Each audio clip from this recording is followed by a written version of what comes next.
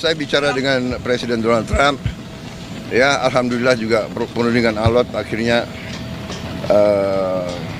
ada kesepakatan, kita juga akan istilahnya kita memahami kepentingan mereka memahami kepentingan kita, dan kita sepakati sekarang kalau nggak salah ya tarifnya dari 32 diturunkan jadi 19. Ada pengorbanan besar yang harus diterima Indonesia imbas penurunan tarif impor AS dari 32% menjadi 19%. Di satu sisi, penurunan tarif ini bisa dipandang sebagai keberhasilan negosiasi. Apalagi jika dibandingkan dengan negara-negara ASEAN lain, angka 19% termasuk yang paling rendah.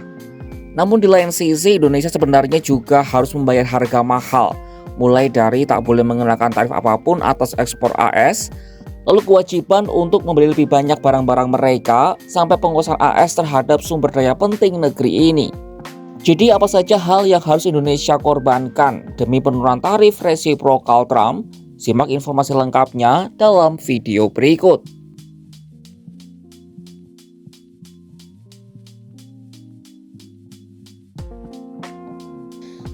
Sebenarnya untuk menjawab pengorbanan apa saja yang harus diterima Indonesia, kita bisa merujuk dari hasil negosiasi antara Trump dan Prabowo.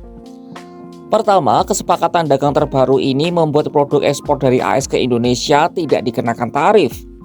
Artinya, Indonesia harus membayar tambahan tarif ekspor 19%, sementara barang AS bisa masuk Indonesia tanpa tarif sepeser pun. Ekonom dari Center of Economic and Law Studies atau CELIOS, Bima Yudhistira Adinegara mengingatkan, kebijakan ini bisa menjadi pedang bermata dua, terutama untuk sektor-sektor tertentu. Salah satu sektor yang paling rentan terkena imbas kesepakatan ini adalah pangan, khususnya gandum. Dengan dikenakannya tarif 0%, produk gandum asal Amerika Serikat akan lebih mudah untuk masuk ke Indonesia.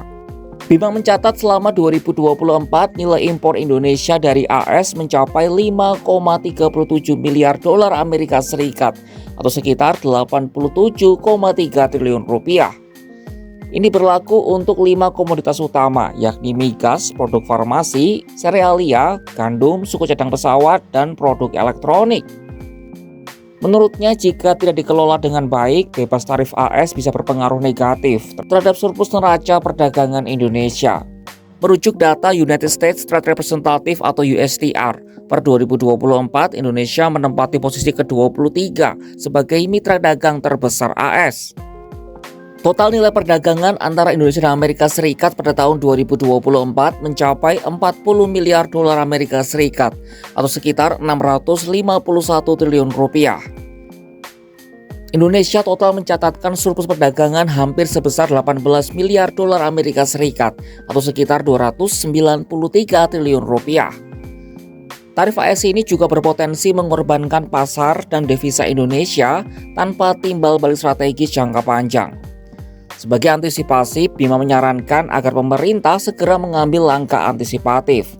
Salah satunya dengan memperkuat sektor-sektor strategis dalam negeri, termasuk pangan dan industri manufaktur untuk menghindari ketergantungan berlebihan terhadap barang impor.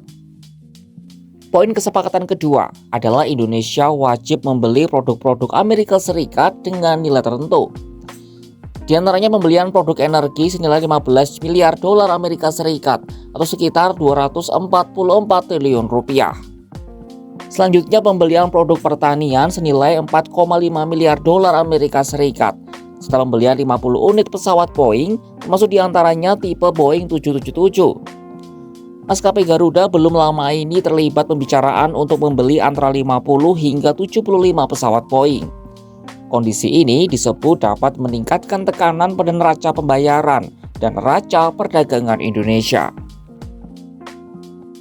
Poin kesepakatan ketiga berhubungan dengan energi Indonesia, khususnya tembaga. Dalam salah satu pernyataannya, Donald Trump menyebut Indonesia sebagai produsen tembaga yang luar biasa dan pihaknya kini memiliki akses penuh ke Indonesia. Again, we just made a deal today, a big one with Indonesia, a great deal, and they've opened up Indonesia fully. You know, Indonesia really has great copper, very, very powerful copper, but they have a lot of things, and We have full access to Indonesia. Saat proses negosiasi, Indonesia memang menawarkan kerjasama di bidang sektor mineral kritis. Indonesia disebut tengah menjajaki kemitraan strategis dengan AS dalam pengembangan dan hilirisasi mineral penting. Mineral ini seperti nikel, tembaga, dan kobalt yang sangat dibutuhkan dalam industri kendaraan listrik dan energi terbarukan.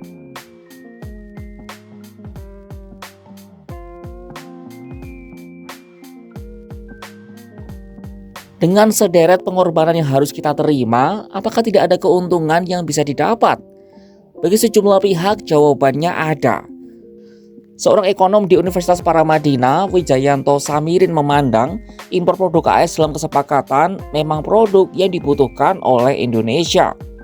Tarif yang lebih rendah dibandingkan dengan negara-negara ASEAN lainnya juga dinilai memberi keuntungan tersendiri. Di antaranya adalah mendongkrak ekspor, menjaga surplus neraca perdagangan, serta memberi sinyal positif bagi relokasi industri negara lain ke Indonesia. Sebagai konteks, Vietnam mendapat tarif 20%, Malaysia 25%, lalu Thailand 36%, dan Laos 40%.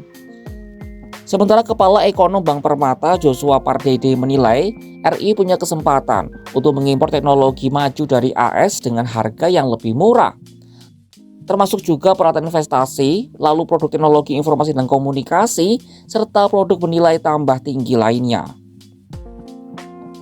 Karpet merah seolah sedang digelar Indonesia untuk menyambut Amerika Serikat. Tarif impor Amerika terhadap Indonesia jadi 19%, tapi tarif impor Indonesia terhadap AS diketok 0%. Di balik penurunan angka terselip tuntutan yang tidak kecil. Indonesia tak boleh memungut tarif atas barang AS dan harus beli lebih banyak produk Amerika. Amerika Serikat juga minta Indonesia membuka pintu selebar-lebarnya terhadap penguasaan sumber daya strategis. Ini bukan sekadar dagang, ini soal kuasa. Tarif turun, tapi tekanan meningkat.